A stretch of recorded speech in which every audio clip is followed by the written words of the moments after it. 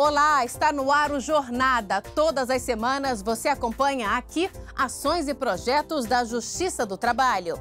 O programa é produzido pelo Tribunal Superior do Trabalho em parceria com os Tribunais Regionais do Trabalho.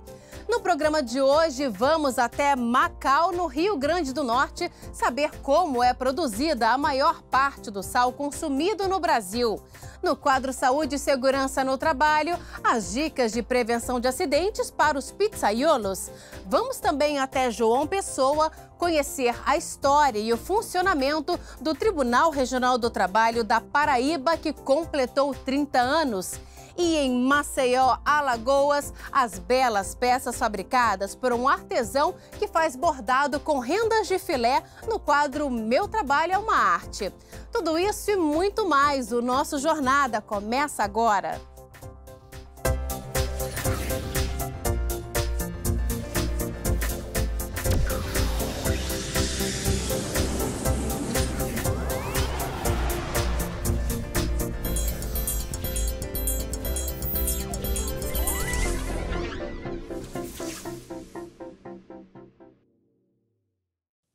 Hoje vamos saber como é feita a produção do sal. Para isso, nossa equipe foi até Macau, cidade próxima a Natal, no Rio Grande do Norte, que concentra grande parte do sal consumido no Brasil.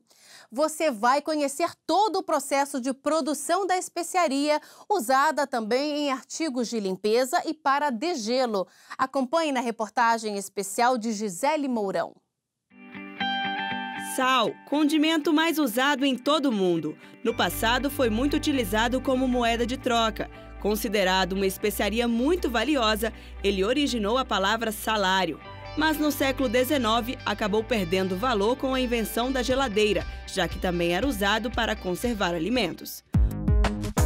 Os anos passaram e hoje o sal é encontrado em quase todos os lugares. Ele é extraído da água salgada do mar, que compõe 97,5% de todo o planeta. Você sabe como o sal é extraído do mar? Viemos até Macau, cidade a 180 quilômetros de Natal, para te mostrar como isso acontece. Aqui é produzido quase todo o sal consumido no Brasil.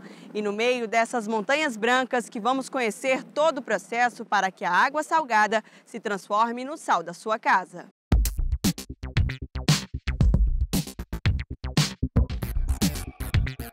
O processo é longo, mas primeiro é preciso se equipar. Sim, porque os equipamentos de proteção são essenciais para quem trabalha em salinas. É necessário, além dos óculos escuros, usar capacete, botas, protetor auditivo e luvas.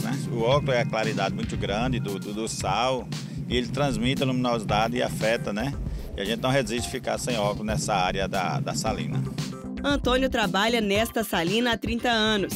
Ele começou como auxiliar, até mesmo quando quase não se usava equipamentos de proteção e tudo era feito manualmente. Quando eu comecei, já trabalhei sem bota, E levei um pequeno corte, na época.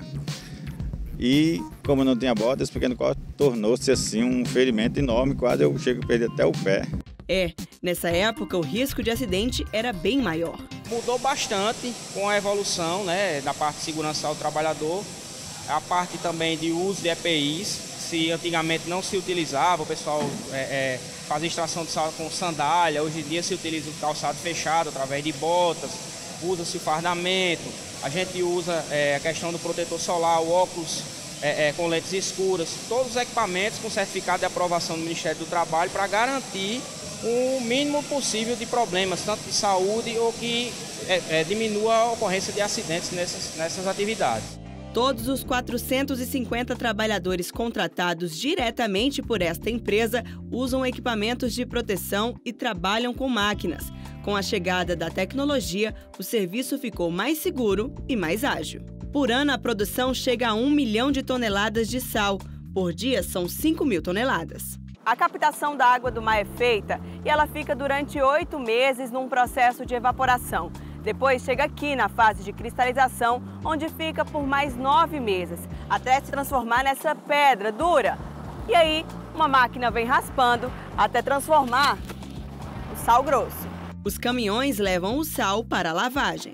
Aí esse sal desce pela metálica, passa nessas esteiras aqui, e vai para a pilha, né? Lá aí vai ter um processo de secamento dessa água e daí vai ter a exportação desse sal, né? E com isso, enormes montanhas brancas vão se formando.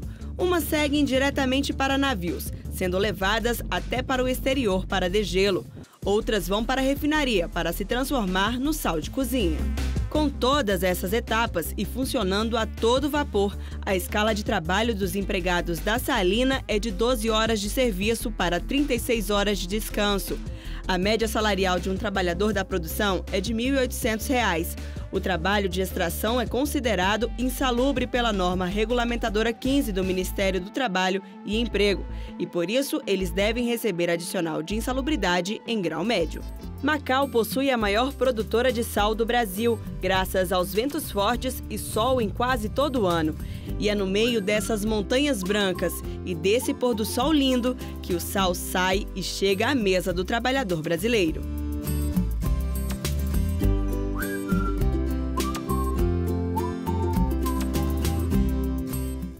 Vamos agora fazer um giro pelo Brasil para acompanhar algumas decisões da Justiça do Trabalho. A família de um trabalhador que morreu asfixiado devido a um soterramento de milho na empresa Hermasa Navegação da Amazônia deverá receber indenização por danos morais e materiais de quase R$ 800 mil. O empregado recebeu ordens para limpar as janelas do silo, que estavam a uma altura superior a 2 metros quando ocorreu o soterramento. Para a 5ª Vara do Trabalho de Porto Velho, em Rondônia, a empresa foi omissa por não oferecer equipamentos de proteção e também por não orientar os trabalhadores para a prevenção de acidentes. O TRT da 15ª Região, com sede em Campinas, rejeitou o recurso de uma professora municipal de Araraquara, que tentou aumentar para R$ 30 mil o valor da indenização por problemas de saúde relacionados ao uso do giz. Mesmo após a troca do quadro negro por lousas brancas, a professora continuou a apresentar alergia em função do cheiro dos pincéis atômicos. Ao analisar o processo, o TRT avaliou que o valor de R$ 5 mil de indenização definido pela Vara do Trabalho era adequado ao dano sofrido pela profissional.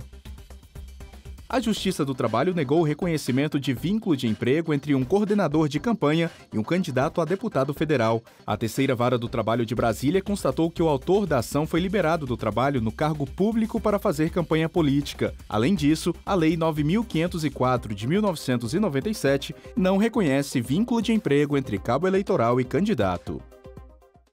No próximo bloco, no quadro Saúde e Segurança no Trabalho, dicas de prevenção de acidentes para os pizzaiolos. E ainda hoje você vai conhecer a história e o funcionamento do TRT da Paraíba. Nós voltamos em instantes.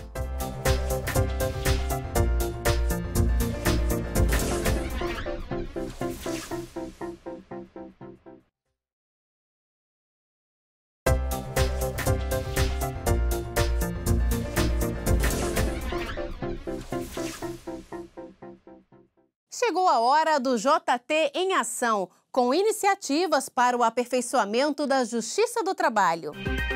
O TRT de Minas Gerais instalou na cidade de Conceição do Mato Dentro a primeira vara itinerante do estado. A cidade histórica de Minas, com mais de 300 anos, fica a 175 quilômetros de Belo Horizonte. A nova unidade, vinculada à Vara do Trabalho de Guaiães, vai facilitar o acesso do cidadão ao Poder Judiciário, com atividades por 3 dias a cada mês, como audiências e recebimento de petições. Representantes de 30 municípios catarinenses se reuniram no TRT para fazer um diagnóstico da situação do trabalho infantil no estado e reordenar as ações nas regiões com maior incidência de trabalho irregular de crianças e adolescentes. No encontro, gestores e técnicos municipais receberam orientações sobre as novas ações do Programa de Erradicação do Trabalho Infantil em Santa Catarina. O TRT da 2ª Região, em São Paulo, transmite as sessões do Tribunal Pleno e do órgão especial pelo YouTube. Os interessados em acompanhar os julgamentos podem se cadastrar para receber avisos pelo celular. Saiba mais em trtsp.jus.br. Quem trabalha em pizzarias utiliza instrumentos cortantes e está sempre em contato com altas temperaturas para assar as pizzas. Hoje, o quadro Saúde e Segurança no Trabalho traz dicas para preservar a saúde desses profissionais. Veja só.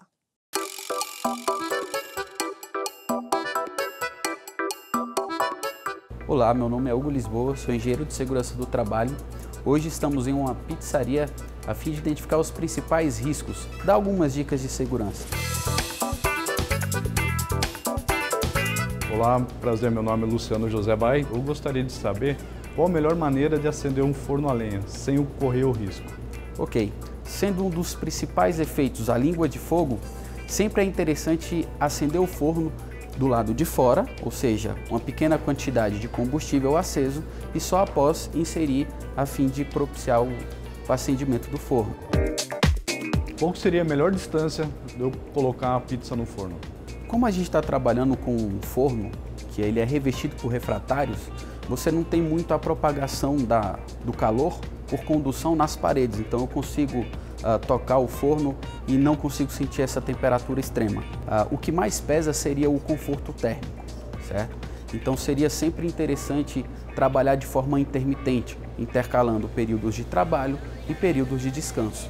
Além desse ciclo intermitente, devemos também atentar, por exemplo, na vestimenta. Pode ser algo que pode amenizar a temperatura, né? Um tecido que propicia a ventilação, bem como a absorção do suor, faz com que a gente se sinta um pouco melhor nesse ambiente que tem uma temperatura considerável.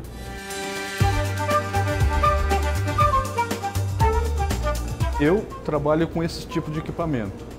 Há necessidade de eu trabalhar com luva de segurança ou não? Nesse caso, não há necessidade de utilizar luvas térmicas. Por quê?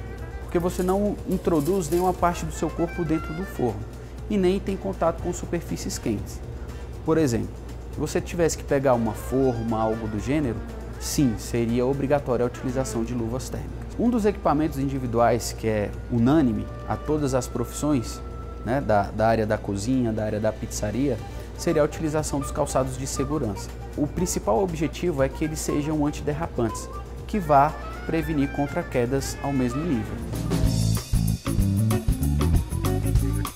Qual seria o procedimento ideal para um pizzaiolo fazer os seus próprios utensílios? Usar facas e equipamentos no ralador, fatiador. Qual seria o procedimento ideal para ele? Ok. Na utilização das facas, é sempre interessante utilizar luvas de malhas de aço, né, sempre bem interessante, mas também existem técnicas em que você pode utilizar a mão com garra, né, a fim de guiar a faca e evitar cortes. Em relação ao fatiamento, né, de frios, cortes, raladores, é sempre interessante que essas máquinas obedeçam os equipamentos de proteção para máquinas e equipamentos conforme a NR12. Luciano, essas foram minhas dicas, espero ter sanado suas dúvidas. Com certeza. É sempre importante ressaltar a questão da atenção. O pizzaiolo, ele trabalha sob pressão em relação à produção, ou seja, a segurança em primeiro lugar.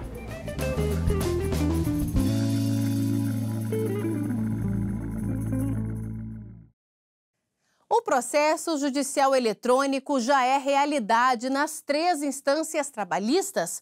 O sistema, que permite a tramitação virtual dos processos desde a Vara do Trabalho até o Tribunal Superior do Trabalho, conta com um dispositivo que facilita o tráfego das informações. Saiba mais. Desenvolvido pelas Secretarias de Tecnologia da Informação do Tribunal Superior do Trabalho e do Conselho Superior da Justiça do Trabalho, o conector PJE interliga os processos eletrônicos iniciados nas varas do trabalho ao Tribunal Superior do Trabalho. Os primeiros testes com o conector acoplado ao sistema foram feitos em parceria com o TRT do Ceará. Em seguida, outros 3 regionais também testaram com sucesso o dispositivo: Rio de Janeiro, Campinas e Minas Gerais. Agora, de uma forma bem mais transparente, de uma forma muito mais rápida, o processo sobe, é encaminhado ao TST pelo módulo conector. Essa é a nossa nova ferramenta que já vem sendo testada durante todo esse ano por diversos regionais e agora, até o final do ano, até dezembro, vai permitir com que todos os regionais possam também operar com essa ferramenta conector.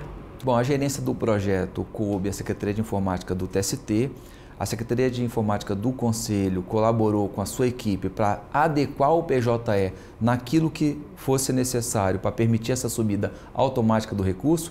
Isso implica em reconhecer que houve necessidade de adaptação dos fluxos processuais nos TRTs, padronização de dados e informações que viabilizam a subida de recurso, tal como é hoje, pelo RMS, e isso obviamente requereu um esforço de coordenação muito grande, tanto da Secretaria de Informática do Conselho quanto do TST.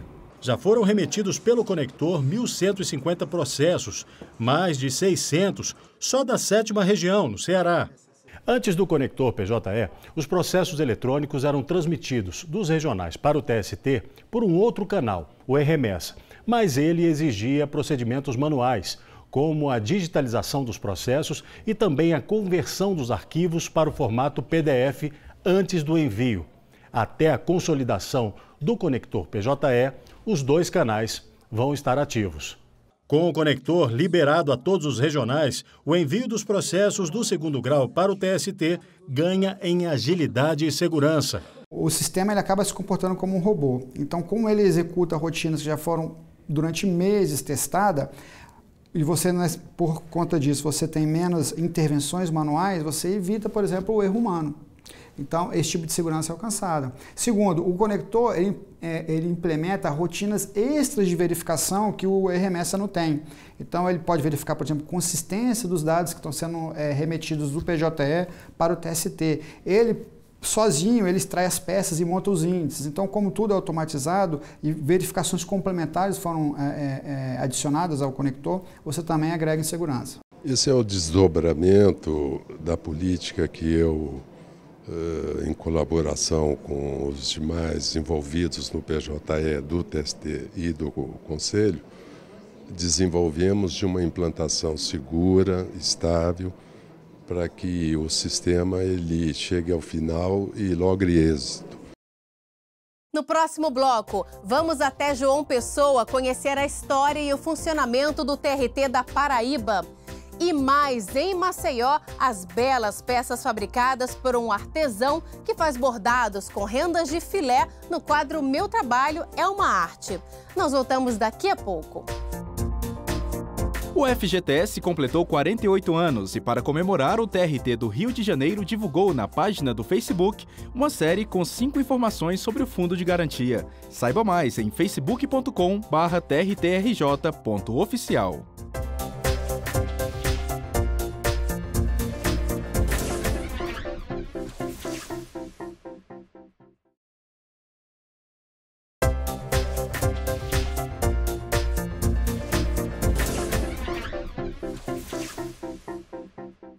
O Tribunal Regional do Trabalho da Paraíba comemorou 30 anos de instalação. Nessas 3 décadas, o regional passou por momentos marcantes e adotou um modelo de gestão que serviu de exemplo para outros setores do judiciário. Saiba mais no quadro Raio X. O Tribunal Regional do Trabalho da 13ª Região foi criado em decorrência da edição da Lei número 7.324 de 1985. A inauguração aconteceu no dia 11 de outubro, em cerimônia presidida pelo então ministro-presidente do Tribunal Superior do Trabalho, Carlos Coqueijo Torreão da Costa. Declaro aberta, como presidente do Tribunal Superior do Trabalho, esta sessão solene de instalação do Tribunal Regional do Trabalho da 13ª Região, com sede nesta cidade de João Pessoa. As demandas no estado da Paraíba já cresciam e se teve a certeza de que ali já comportava um tribunal regional para atender aquela demanda. O tribunal foi instalado em 1985, mas a Justiça do Trabalho chegou bem antes à Paraíba, em 1941, quando ainda pertencia à 6ª Região, com sede em Recife, Pernambuco. A primeira junta de conciliação e julgamento foi instalada nesse prédio, que fica na Praça Antenor Navarro, no centro de João Pessoa. O prédio, aliás, ainda guarda as mesmas características arquitetônicas. Nesses primeiros 44 anos, a evolução da Justiça do Trabalho na Paraíba foi muito pequena. Apenas 3 juntas de conciliação e julgamento, 2 aqui em João Pessoa e 1 em Campina Grande. Logo após a instalação do Tribunal do Trabalho na Paraíba, foi iniciada uma grande expansão, com a instalação de juntas de conciliação e julgamento em vários municípios, inicialmente em prédios alugados ou cedidos e, ao longo dos anos, em sedes próprias. Todas as localidades hoje são dotadas de prédios próprios, adequados e funcionais. E estamos trabalhando muito duro para que, num curto espaço, nós tenhamos um fórum adequado, funcional, espaçoso e suficiente para 12 varas em João Pessoa.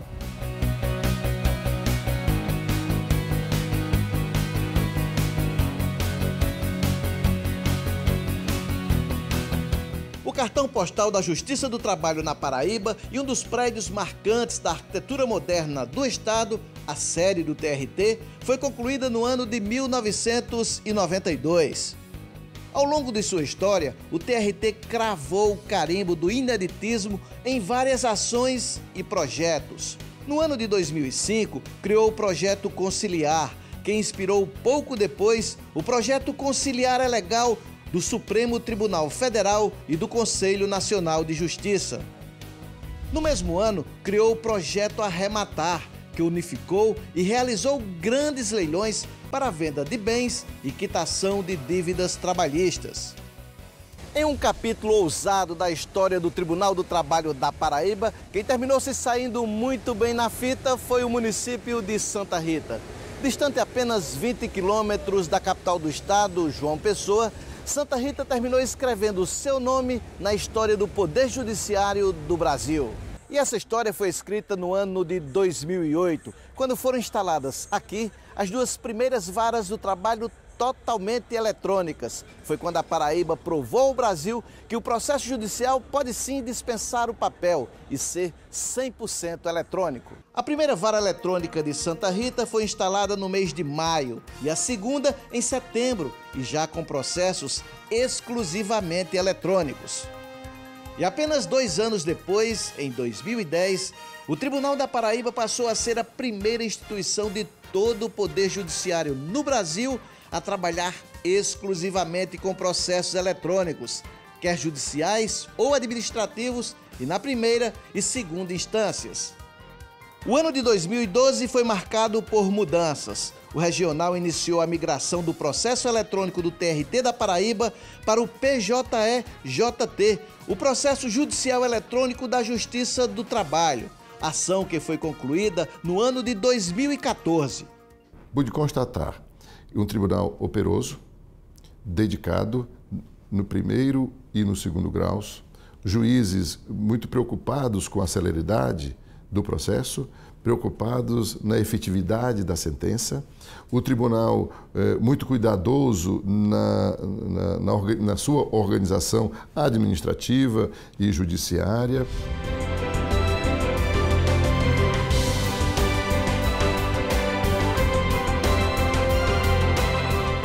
É uma justiça nova, porém ousada, inovadora e determinada, que a cada dia escreve um capítulo e sempre com foco na justiça social.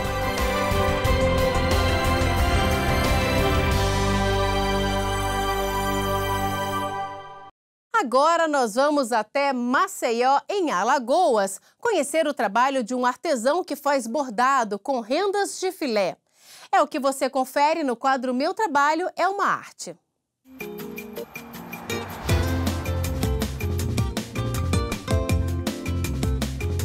Belas praias, clássicos pontos turísticos, população acolhedora.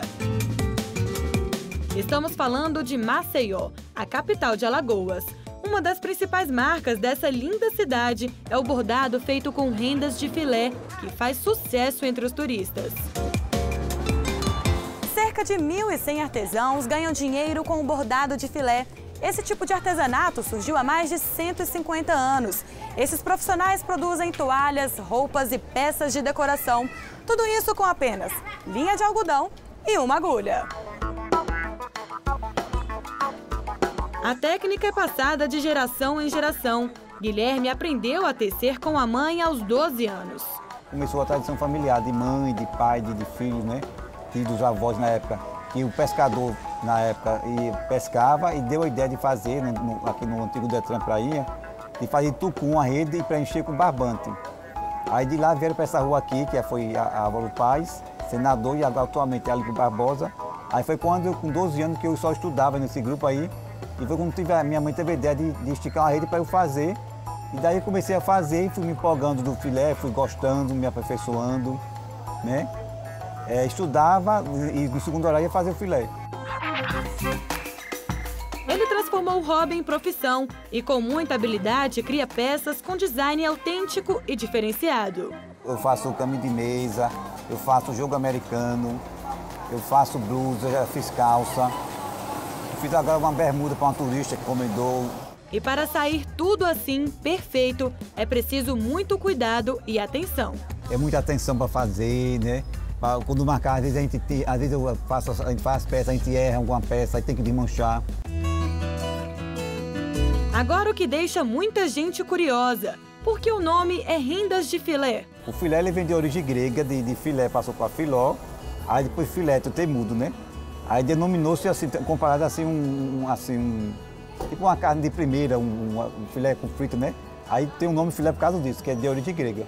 É um trabalho muito bem feito, a gente faz. E para Guilherme, esse trabalho é uma arte. Uma arte que veio para ficar, que passa de geração em geração. É patrimônio de identidade cultural do estado de Alagoas. Eu faço parte, com o maior prazer, da cultura do estado de Alagoas, que é o filé do Ponta da Barra. Então, assim, me sinto honrado de fazer esse trabalho há muitos anos.